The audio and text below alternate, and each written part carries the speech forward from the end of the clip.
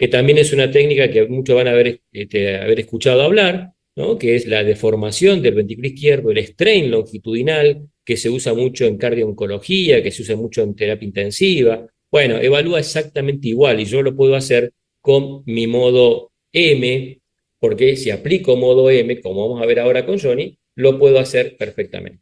¿Se entiende este dato que me parece que es muy importante que los Excelente, sí, claro. colegas lo Sí. tengan en cuenta? Fíjate que volvimos al equipo, volvimos con Johnny y vamos a volver a hacer entonces la vista apical. Todos los equipos tienen imagen bidimensional y todos los equipos tienen modo M. Fíjate que yo ahora voy a colocar, digamos, el modo M, que todo equipo, sin lugar a dudas, tiene, y vamos a ver entonces qué vamos a medir. Entonces, lo hago pasar al modo M bien por el borde del anillo mitral, en este caso septal, Aceptar. ¿sí? Septal, exactamente. Y bueno, tengo muchos blanquitos ahí que me pueden confundir, entonces le bajo la ganancia para que se limpie un poquito la imagen.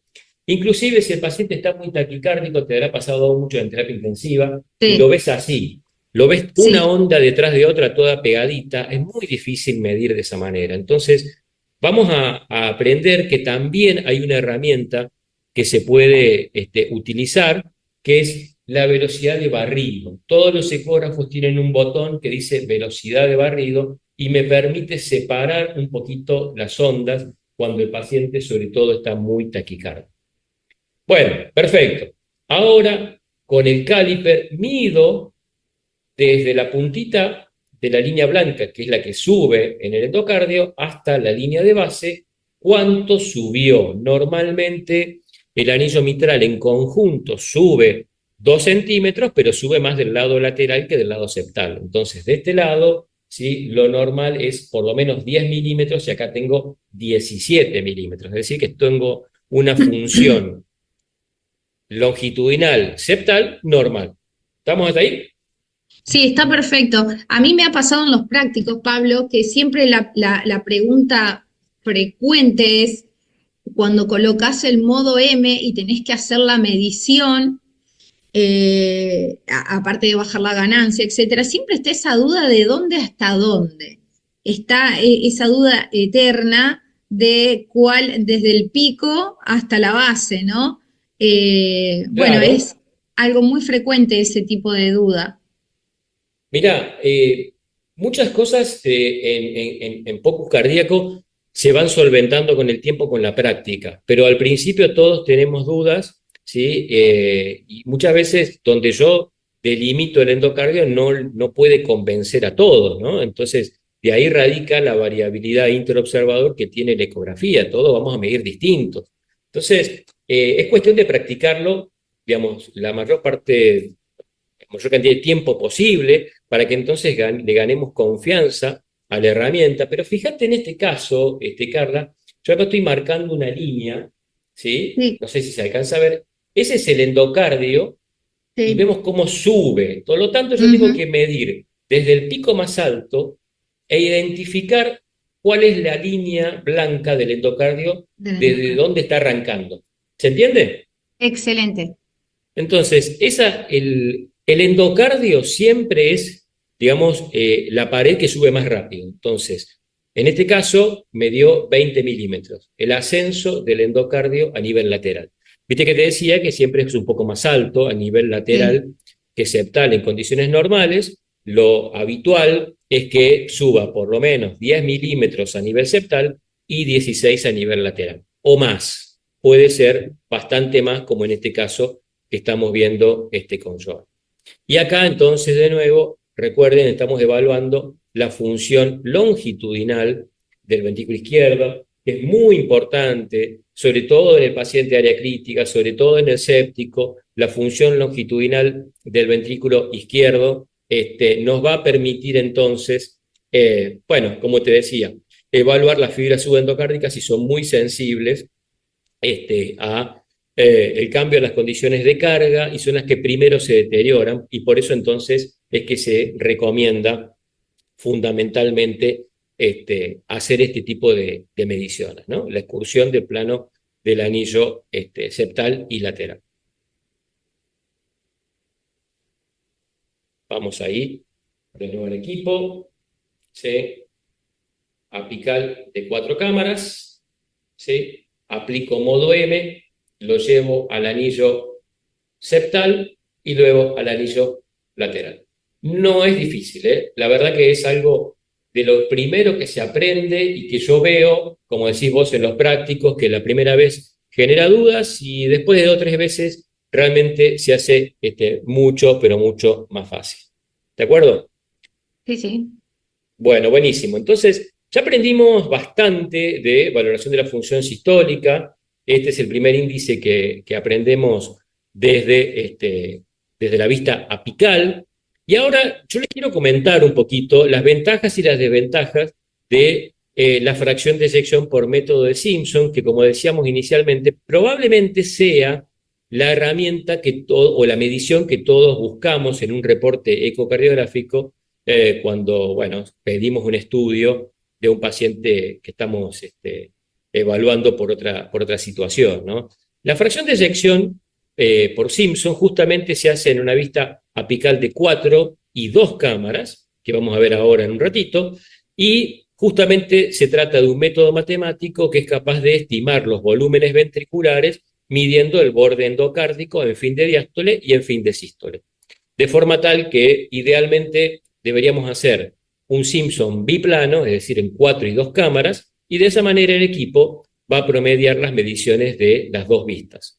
¿Cuándo se hace esto? Sobre todo cuando tengo trastornos segmentarios de la motilidad, si no, pues se puede hacer solamente en 4 cámaras.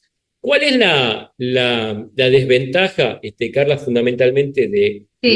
y colegas, ¿no? De la fracción de eyección por método de Simpson? Es que tiene una variabilidad muy alta. Fíjense, la variabilidad entre observadores expertos de la fracción de eyección manual por método de Simpson es del 17%. ¿Sí? Entonces, es muy común que alguien le haga un estudio a un paciente y diga, no, este paciente tiene 50 de FEI. Y viene otro y te dice 45, y ya no es lo mismo. O otro te dice 55. Bueno, en realidad los 3 valores están bien, porque están dentro del rango de la variabilidad habitual normal que tiene el método, y por eso, al menos yo considero que no es una herramienta POCUS, porque muchas Mm. veces, sobre todo en el paciente crítico, es difícil de evaluar, a pesar de que hoy tenemos herramientas bastante automatizadas que cada vez se van a ir utilizando más. Esto te cuento que lo probamos hace un tiempo en el POCUS Fest de México, donde digamos, comparábamos los resultados de un equipo ultra portátil, que donde vos le ofrecías la imagen de 4 cámaras y ya te calcula la FEI en tiempo real. ¿Sí? Esto todos los hemos visto cómo funciona, ¿no? Incluso hay equipos hoy en día hasta más modernos todavía que te permiten calcular la descarga sistólica, que lo pudimos probar y demás. Acá lo comparábamos con un equipo grande, digamos, y el resultado era bastante consistente, era bastante bueno. Pero, por supuesto, la imagen tiene que ser buena, si no el equipo no es capaz de procesar. Así que vamos a mostrarles un poquito cómo se hace la fracción de eyección por método de Simpson, sobre todo porque es importante saber estas cosas cuando uno recibe un informe, saber que hay una variabilidad normal, que no es un método exacto, y que bueno, tiene sus cosas, como todo, Carla. Sí, sí. Bueno, ahí volvió el audio a la compu porque lo habíamos perdido, entonces vamos a ver el equipo. Fíjate que vamos a volver a hacer una vista apical de 4 cámaras. ¿Sí? Ahora nos vamos a tomar un descansito, porque yo sé que están seguramente un poco cansados, estoy viendo que ya estamos en una horita de clase, entonces estoy en la vista apical de 4 cámaras, voy a frizar la imagen en el fin de diástole, es decir, cuando el ventrículo izquierdo está lo más grande posible, y ahora entonces voy a ir a la herramienta de volumen que todo equipo tiene. La verdad que esto ya no es prioritario de equipos muy complejos ni caros, sino que todos los equipos, incluso los portátiles y los ultraportátiles también tienen, y voy a medir entonces el endocardio del ventrículo izquierdo. Vamos a ver, acá es donde a veces es difícil saber hasta dónde tengo que marcar, y eso nos pasa a todos.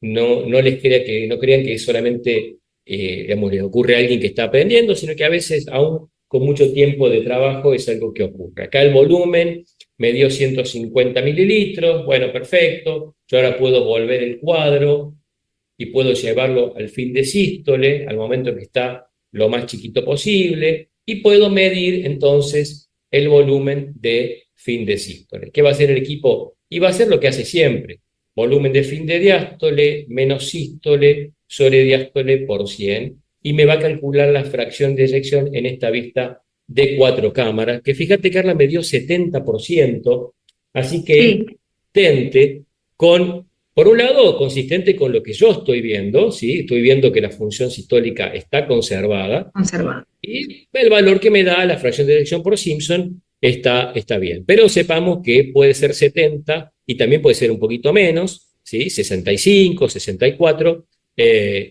o un poquito más alto también. Así que bueno, eso simplemente como para, más que todo, Tenerlo en cuenta.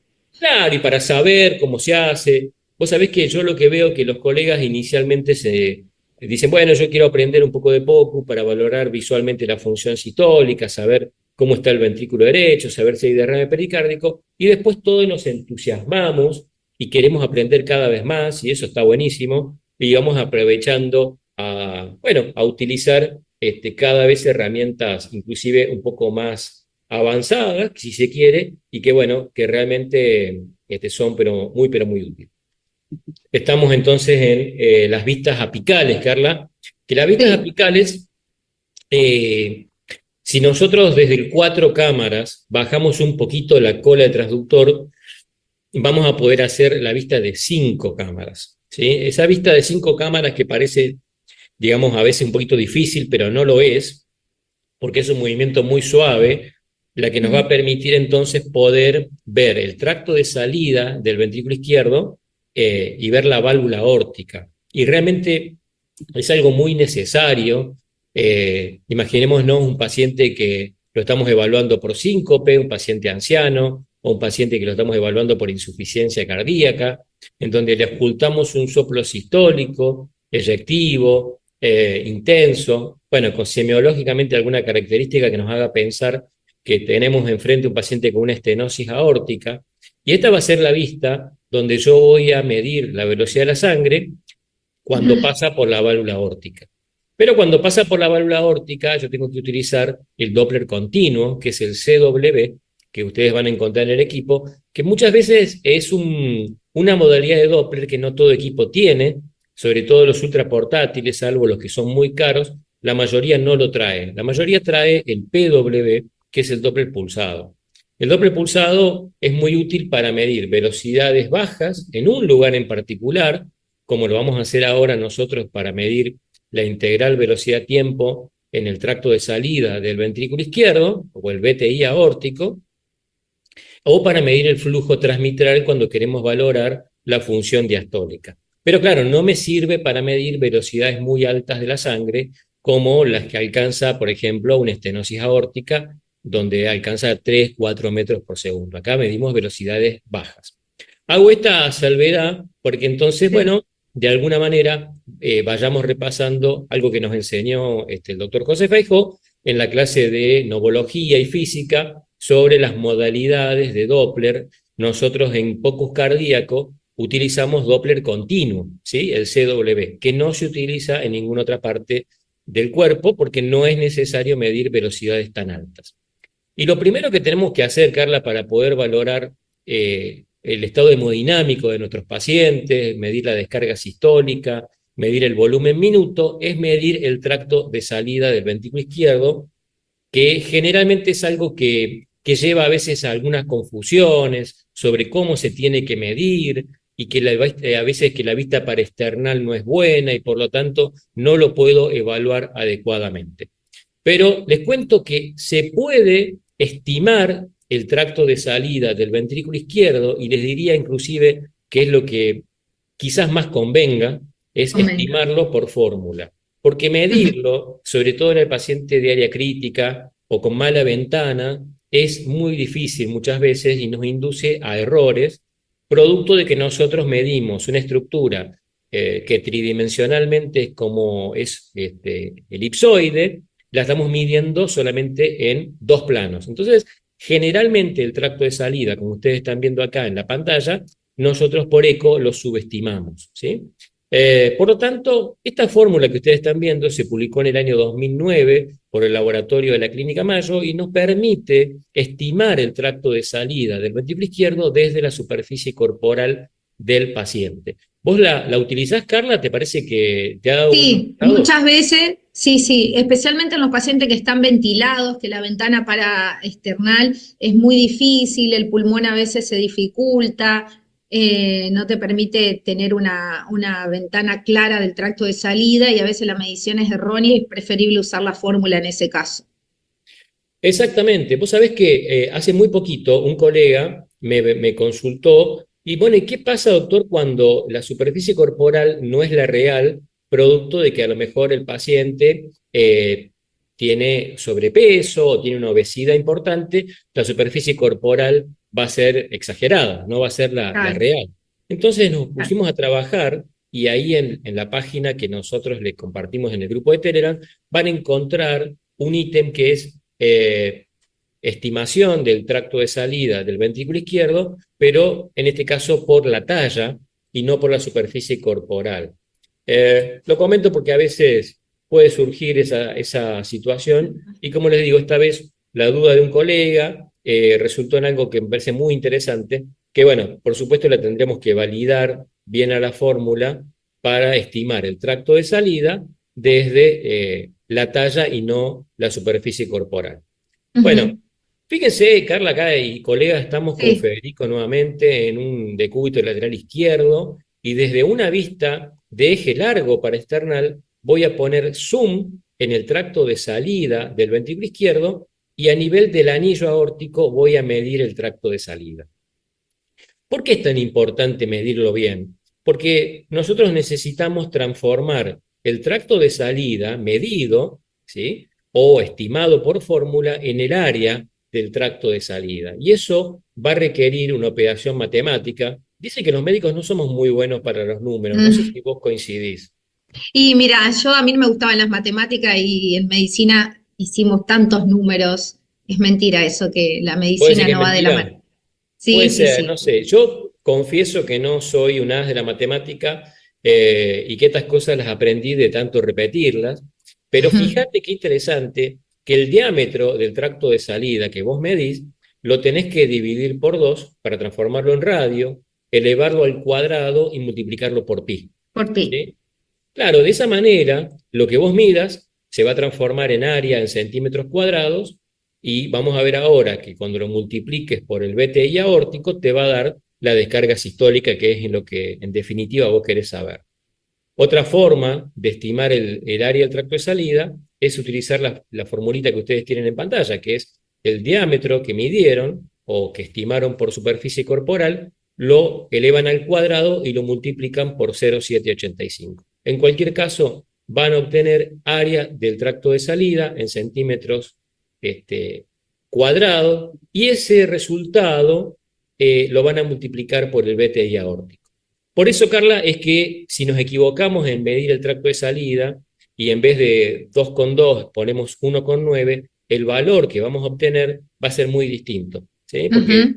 como se eleva al cuadrado, se divide por 2 y se eleva al cuadrado, cualquier error se hace bastante exponencial. Entonces, o lo medimos muy bien, que es lo ideal, y si no podemos, bueno, si La no fórmula. podemos, lo Mm. podemos estimar por la fórmula, que ahora la voy a volver a colocar en pantalla, pero que está en la aplicación, así que la van a poder calcular poniéndole el peso, poniéndole la altura al paciente y ya les va a dar el diámetro esperado del tracto de salida. Si les resulta muy difícil medirlo, preferible usar esta fórmula que medir, digamos, de manera errónea el tracto de salida, que nos pasa a todos, ¿eh? No, no se crean que es algo que le ocurre de nuevo, ¿no? Solamente el Sí, que recién arranca. Ujú. como un error después desencadena en un gasto cardíaco mal calculado. Claro, porque muchas veces, ¿viste? A veces surge la pregunta, uy, doctor, pero el paciente estaba con un Swan-Ganz, o estaba con un EMI, o estaba con otra herramienta de medición, digamos, invasiva, lo medimos por eco y nos dio otra cosa, nada que ver. Bueno, Mm. a veces hay que buscar ahí qué es lo que está pasando, y muchas veces el tema tiene que ver con que no se midió adecuadamente el tracto de salida. Nosotros vamos a hacer con Johnny, de nuevo, vamos a volver al eje largo parasternal, es decir, con el transductor la marquita hacia el hombro derecho, más o menos en el segundo, tercer, cuarto espacio, para recién ahí poder hacer la vista de eje largo parasternal. Vamos a poner en grande el equipo. Fíjense que acá yo lo que estoy intentando, que no está tan fácil con Johnny, es poder mostrar bien el tracto de salida. Le voy a poner zoom, ¿sí? Y vamos a ver en qué momento se ve un poquito mejor, probablemente ahí. Le pongo zoom, tengo que llevar la válvula aórtica al momento que esté bien abierta, vamos a ver si ahí lo logramos, bien Ahí. abierta, Mm. y con la válvula aórtica bien abierta voy a medir desde el borde interno del anillo aórtico hasta el anillo contralateral y de esa manera voy a medir el tracto de salida. A veces es fácil hacerlo, a veces no tanto. Por eso sepan que esta formulita en general funciona, digamos, justamente muy bien y se puede utilizar y no poner un número fijo, que también he visto que se recomienda poner 2 de tracto de salida, pero fíjense que Johnny tiene mucho más que 2, tiene 2,4.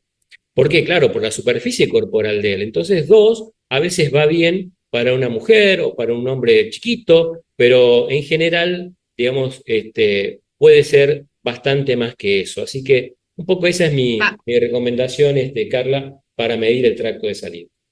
Pablo, acá preguntan, por ahí se confunden las partes, pero dice, para hacer, es Cecilia González, para hacer pruebas dinámicas de respuesta a fluidos con BTI, ¿se debe medir? Yo no sé si está preguntando y dice, ¿no serviría estimarlo con fórmula? Ella me parece que se está confundiendo el tracto de salida, la medición del tracto de salida, con la medición de la medida integral del BTI para la respuesta a fluido. Claro, bueno, excelente entonces la pregunta de la doctora Cecilia. Nosotros ahora vamos a medir el BTI, que es la integral velocidad-tiempo, que ahí la vamos a comenzar a ver un poquito en la pantalla, porque la integral velocidad-tiempo es una herramienta matemática que utiliza el equipo para, de alguna manera, evaluar el área bajo la curva del flujo en el tracto de salida del ventrículo izquierdo. Y si uno quiere solamente evaluar la respuesta a volumen, y yo no soy el más indicado para decirlo porque no hago terapia intensiva, en cardiología generalmente no es algo que por ahí nos importe tanto, pero sí seguramente para ustedes, Carlas, en UTI, es muy Sí, importante lo evaluar hacemos la seguido, sí. respuesta a volumen, ¿no? Ujú. Lo Bueno, hacemos seguido, sí. claro, y en ese caso, no hace falta medir el tracto de salida porque vos medís el BTI en la posición, digamos, basal, le levantás las piernas al paciente 3 minutos y ves si aumentó un 15% y eso es el valor que vos tomás para evaluar Sí, la respuesta, digamos, a sí, sí. volumen. Ahí la Ahora, Cecilia dijo que sí se había confundido. Sí. claro, bueno, está perfecto porque justamente estamos para eso, para Claro. preguntar si hay confusiones, poder aclararlas. Ahora vamos a ver cómo se mide, doctora Cecilia, el BTI, que no es difícil en absoluto para hacerlo. En ese caso no hace falta medir el tracto de salida. Ahora, si vos querés calcular la descarga sistólica, el volumen minuto aórtico, ahí sí necesitas medir el tracto de salida o por lo menos lo necesitas estimar por fórmula. ¿Por qué? Porque cuando vos multipliques esta área bajo la curva, que es el BTI aórtico, que muchas veces se ha utilizado como un subrogante de la función sistólica del ventrículo izquierdo, a pesar de que no necesariamente siempre es así, bueno, ahí sí vas a necesitar medir el tracto de salida. Área del tracto de salida por BTI del tracto de salida me va a dar descarga sistólica, ¿sí? Esto lo vamos a hacer con Doppler pulsado, el famoso PW que nosotros tenemos en nuestro equipo y que nos va a permitir entonces calcular el área bajo la curva que como todo tiene algún detalle, ahora se los voy a mostrar para que ustedes lo puedan ver con John. El valor normal del BTI en el paciente de área crítica seguramente está entre 17 y 20, en el paciente ambulatorio puede ser un poco más bajo, sobre todo si el ventrículo es pequeño, y lo publicado es que el valor normal está entre 14 y 26. Entonces, es una variable que tiene un amplio rango de valores normales, y yo siempre tengo que comprenderlo en el contexto clínico del paciente, ¿no? ¿De acuerdo, Carla? Sí, sí, claro, como Eso casi todo. es importante tenerlo en cuenta. Volvemos entonces con Johnny, vamos a inclinar un poquito hacia atrás, ya medimos el tracto de salida, ¿se acuerdan que lo medimos de borde a borde, de borde interno a borde interno, sobre el anillo aórtico en la vista de eje largo parasternal?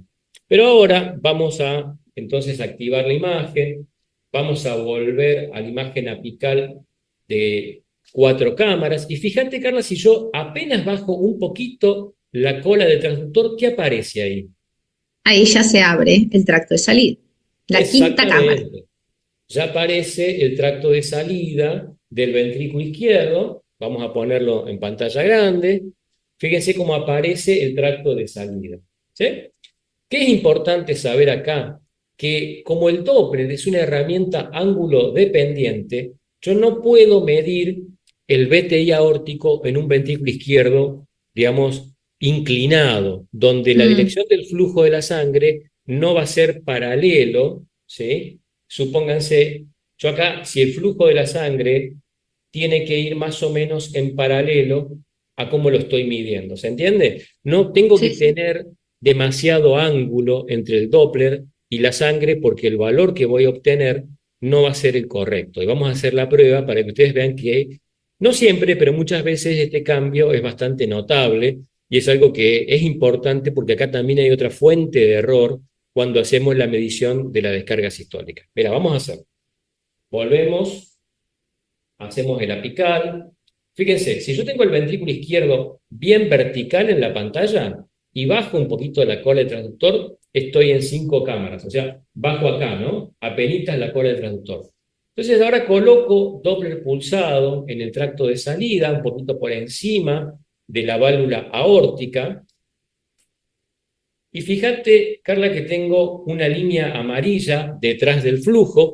Esa línea Sí, amarilla me está diciendo que es el clic de cierre de la válvula, me está diciendo que estoy bien posicionado. Si no se ve, no pasa nada, pero nunca se tiene que ver esa línea amarilla por delante del flujo, que sería el clic de apertura, porque eso me está diciendo que estoy demasiado cerca de la válvula. Fíjate, yo acá tengo la válvula y el Doppler pulsado lo puse generalmente medio centímetro por encima del plano valvular. Entonces, voy a medir el BTI, fíjate que ahí el equipo lo calculó automáticamente, los equipos nuevos, ultra portátiles, tipo, bueno, no voy a nombrar marcas, pero hay algunos que lo hacen, que miden el BTI automático. Si no, tengo que hacer el dibujito, tengo que ir justamente a área o trazado del tracto de salida, tengo que decirle al equipo, bueno, acá arranca el flujo, y tengo que hacer todo este dibujito o envelope del flujo o del área bajo la curva. Esto es lo que hacemos en la mayor parte de los equipos, a pesar que algunos equipos nuevos ya esto lo hacen automático, inclusive ultra portátil. ¿De acuerdo? ¿Se entendió más o menos? excelente, excelente. Perfecto. Entonces, fíjate que nos dio 21, ¿sí? Nos dio Ujú. 21, que sería un valor normal. Si yo multiplico, suponete, ¿tenés ganas de hacerlo? Sí, obvio. Acá Mira, tengo todo hagamos. preparado. Perfecto, hagamos 2.4, que fue el Sí, tracto de salida, dividido sí, 2. El sí, resultado de eso lo elevamos al cuadrado, y el sí. resultado lo multiplicamos por 3.14. Eso nos va a dar el área del tracto de salida. 4,5. Perfecto, entonces 4.5 centímetros cuadrados va a ser el área del tracto de salida de Johnny. Fíjate que si yo hubiera usado 2 como valor, me hubiese dado 3.14, o sea, mucho menos Más de bajo. lo que realmente tiene. Entonces es muy importante medirlo bien, y si no, estimarlo por la fórmula para no cometer, digamos, ningún error. Errores. Ahora, ese 4.15, multiplicalo por el BTI, multiplicalo por 21.5. Me da 97. 97. Esos 97 son 97 mililitros por latido, que es Ujú. la descarga sistólica del ventrículo izquierdo. Si vos eso lo multiplicás por la frecuencia cardíaca de Johnny, que como es deportista, está en 45, 47 por minuto, multiplicarlo si querés por 47, te va a dar el gasto cardíaco. 4.5. Perfecto. Entonces, 4.5 va a ser el gasto cardíaco, como la superficie corporal de Johnny es 2.1, si ese valor lo dividís por 2.1, te va a dar el índice cardíaco. 2.17. Perfecto. Siempre el índice cardíaco, tener en cuenta el valor, depende del estatus clínico del paciente, ¿no? Por supuesto, o Claro. sea, eso es fundamental. Mira, acá yo al equipo le incorporé el tracto de salida, acá me dio un poquito más, me dio 2,4, 2,5, no importa, ¿sí? ¿Por qué? Porque generalmente el equipo, cuando vos le incorporas los valores, digamos, las mediciones, fíjate que ya acá me calculó automáticamente la descarga sistólica, que me da más o menos 110, un poquito más de lo que hicimos nosotros, latidos Sí, mililitros, y el gasto cardíaco. O sea, el equipo me lo calcula solito, automáticamente, y esto es algo que se viene nuevo. Vos hablabas hace un ratito de la inteligencia artificial, antes de comenzar justamente la charla, y bueno, los equipos nuevos empiezan a traer cada vez más frecuentemente algunas herramientas de medición automática, de, en este caso, el BTI aórtico, el cálculo de la descarga sistólica, el volumen minuto, y bueno, facilitan un poco las cosas y como ves, permite medir múltiples latidos y hacer promedios, y eso es algo que sirve bastante, ¿no? sí. Bueno, entonces, volvemos, mostramos, pero en este caso lo vamos a hacer mal. Fíjense, el ventrículo ahora lo tengo muy inclinado. ¿Ves que está inclinado? ¿Sí? Sí. No está vertical en la pantalla. Entonces, yo le pongo el Doppler pulsado y el Doppler pulsado va a medir, ¿sí? No es que no va a medir, pero va a medir un BTI bastante más chiquito, bastante más enano de lo que había medido recién. Entonces ahí lo vamos a ajustar para que sea correcta la medición. Y fíjate que en vez de 21, me dio 16. 16. Entonces, Ajá. si multiplicamos 4.5 por 16, ¿cuánto nos da? Ya te digo. Me da 72. 4.5 por 16 me da 72. Claro, ¿ves? Te da notablemente más bajo la descarga Ujú. sistólica, y si lo multiplicás por la misma frecuencia cardíaca, que era más o menos 47, 3.3. ¿cuánto? 3.3.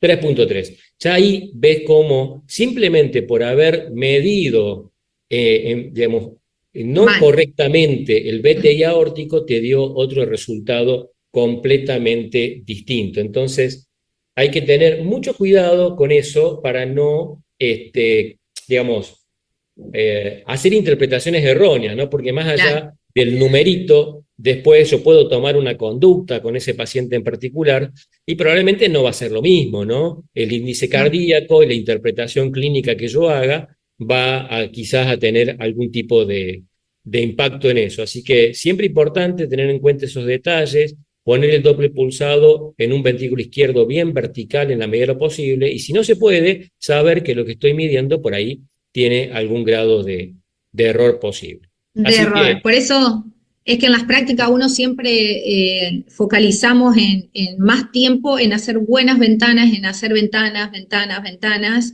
más que en las mediciones después, porque una mala ventana te da una mala medición. Así que por eso es importante las prácticas de la ventana y tomarse el tiempo para practicar eso. sí, totalmente, Carla. Acá es fundamental hacer eso para poder, digamos, practicar, para poder obtener mediciones adecuadas. Bueno, simplemente esto que están viendo en pantalla es un resumen de lo que estábamos charlando recién.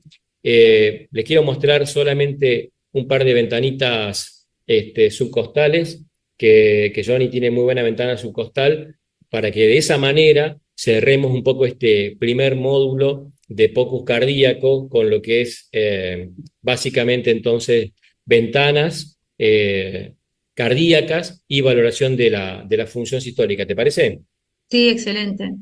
Bueno, lo ponemos entonces a Johnny boca arriba, vamos a volver con la camarita. Y fíjense que ahora al transductor, creo que se está viendo acá, lo vamos Sí, a poner, la marquita está acá, debajo, ¿sí? De, digamos, el apéndice sifoides, de forma tal que vamos a hacer las vistas subcostales, que son, digamos, un grupo de vistas que son muchas veces muy necesarias y que nos sacan del paso más de una vez cuando necesitamos, bueno, aunque sea visualmente, evaluar justamente la función sistólica o evaluarlo al paciente hemodinámicamente. Entonces, fíjate, Carlita, ahí estoy en una vista subcostal. Mira qué linda vista subcostal que ah, tiene Tony. excelente. Ahí le vamos a poner el equipo en grande. ¿Sí? El transductor está horizontal. La marquita mira hacia mi lado, es decir, hacia la izquierda, y ahí puedo ajustar un poquito la, la profundidad y puedo ver claramente que las cavidades derechas están bien expandidas, sobre todo la aurícula derecha. Con eso solo, por más que el paciente tenga derrame pericárdico, yo estoy seguro de que no hay compromiso hemodinámico, simplemente porque la veo bien gordita a la aurícula derecha. Veo que entre el hígado y el corazón no hay líquido. Veo que el ventrículo izquierdo es más grande que el derecho y visualmente que también hay una buena contracción. Así que la vista subcostal muchas veces nos saca del paso. Y fíjate qué ocurre si yo ahora giro el transductor, lo pongo vertical, ¿sí? Antes estaba así, no sé si ahí se alcanza a ver acá, y Sí, ahora lo se pongo, ve, previamente estaba transversal al eje mayor del cuerpo y ahora está en un sentido longitudinal prácticamente. exactamente. Entonces ahora, ¿sí? Estoy viendo la vena cava inferior, una buena vena cava, Johnny, Está bien ¿sí? hidratado, Johnny. Está bien hidratado, Mucho me mate. dijo que estuvo tomando mucha gaseosa anoche y que bueno, por eso está muy hidratado. Se ríe Johnny. Bueno, vemos acá entonces la vena cava inferior, cómo desemboca en la aurícula derecha, incluso se alcanza a ver, fíjate si pongo Doppler color, un poquito la vena cava superior ahí entrando en la parte Sí, derecha de la pantalla. Algo perfecto. interesante que también en cardio a veces es importante saber, aparecen algunos falsos positivos. Fíjese, ustedes que están viendo ahí, si uno lo ve, dice, uy, no será un trombo, no será, qué sé yo. ¿Lo ven esa puntita Sí, en la se ve. desembocadura? Bueno, eso es normal, se llama válvula de Eustaquio, es un resto embrionario normal de la vena cava inferior, importante a tener en cuenta porque a veces, ¿sí?, se generan muchas dudas sobre estructuras que, bueno, en este caso no son patológicas. Fíjate, Carlita, si ahora yo giro el transductor mirando hacia el corazón, en vez de Ajá. mirar hacia el hígado, miro hacia el corazón, puedo empezar a ver algunas vistas de De eje el corto. eje corto del ventrículo izquierdo, Mm. y ahí inclusive se puede ver el eje corto de los grandes vasos. Perdón, Johnny, que estoy apretando un poquito. Ahí se puede ver un poquito una Sí, vista se de ve eje corto perfecto. de los grandes vasos.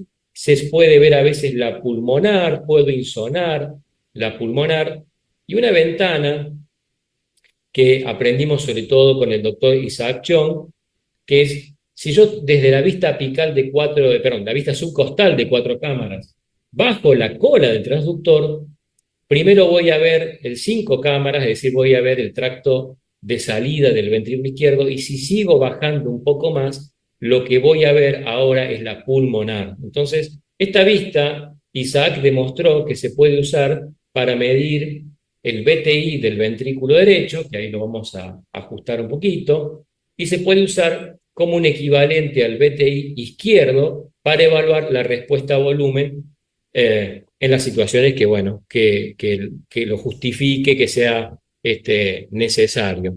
Mirá qué excelente, Eh, sí, Así que bueno, Alita, creo que con esto ya cerramos, con esto ya terminamos. Fue ha un buen sido. rato de practicar las vistas, ¿no? Bueno, excelente clase como siempre, Pablo, dando estas clases tan prácticas, tan didácticas, que la verdad que son increíbles. Hola Pablo, ¿cómo estás? Bien, Carlita, todo muy bien. ¿Cómo estás vos? Un gusto saludarte y a todos los colegas que están en vivo. Y acá estamos en Casa Saruc porque justamente hoy Práctico. teníamos prácticos, ¿sí? Estamos ¿De qué con los... diplomatura, Pablo? Esta es la diplomatura de ecografía Doppler vascular, que bueno, que estamos ya en la cuarta edición, así que estamos acá justamente en el consultorio y A bueno, ver, trabajando despacito. tenés muchos alumnos, sé la cantidad de alumnos que tenés de Centroamérica. Siempre que voy a la Casa Saruc veo gente que te viene a visitar desde muy lejos. Sí, por suerte tenemos muchos colegas que vienen. En este caso